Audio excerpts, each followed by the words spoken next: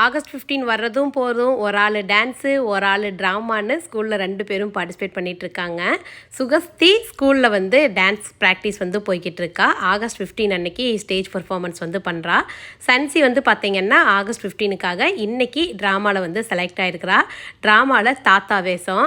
அப்படியே மீசை வந்து பார்த்திங்கன்னா வெள்ளை கலரில், அந்த புருவ முடியெல்லாம் வெள்ளை கலரில், முடியெல்லாம் வெள்ளை கலரில் அப்படியே சாக்பீஸ் வச்சு மாற்றிட்டு அவங்க தாத்தாட்ட போய் வேட்டி கட்டி விட சொல்லி வேட்டியும் கட்டிட்டு வந்தாச்சு. இந்த மாதிரி போட்டியிலெல்லாம் பார்ட்டிசிபேட் பண்ணிட்டு ப்ரைஸ் வின் பண்ணுறாங்களோ வின் பண்ணலையா அதெல்லாம் அடுத்த விஷயம். ஸ்டேஜ் ஃபியர் எல்லாம் இல்லாமல் எல்லா போட்டியிலையும் கலந்துக்கிறதே பெரிய விஷயம் தான். நான் வந்து 2 பேர்த்துக்குமே எப்போவுமே சொல்லி என்கரேஜ் பண்ணுவேன். பாப்பா 2 பேரும் ஸ்கூல் போனதும் ஃபஸ்ட்டு வேலை பூனைக்குட்டி நாய்க்குட்டி 2 பேர்த்துக்கும் சாப்பாடு வந்து போடுறது. அவனும் 2 பேர்த்துக்கும் சாப்பாட்டை போட்டுட்டு அப்படியே வெளியில் வந்தோம்னா நம்மளோட வாத்து வந்து பார்த்திங்கன்னா ஒரு 5 இருக்குது.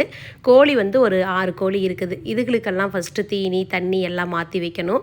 அந்த வேலைகள் எல்லாமே செஞ்சுட்டு அப்படியே நம்ம மீன் பண்ணைக்கு வந்தோம்னா இங்கே எத்தனை மீன் இருக்குதுன்னு என்னால் இப்போ கெஸ் பண்ணவே முடியல. அப்படியே நீங்களே பாருங்களேன். இது வந்து பெரிய தொட்டி. எல்லா மீனுமே கருப்பு கலரில் தான் இருக்குது. சின்ன தொட்டியில் வந்து பார்த்திங்கன்னா எல்லா மீனுமே கலர் கலராக இருக்குது. மீன் இப்போ எத்தனை இருக்குதுன்னு எங்களால் கெஸ் பண்ணவே முடியல. தீனியை மட்டும் போட்டுட்டு வந்துடுறது. பாப்பா 2 பேரும் ஸ்கூல் போனதையும் ஒரு 20 நிமிஷம் இந்த வேலைகள் எல்லாம் செய்கிறதுக்கே எனக்கு டைம் சரியாக போயிடும். அதுக்கப்புறம் சாப்பிட்டு கிளம்பி தான் ஆஃபீஸ்க்கு போகணும்.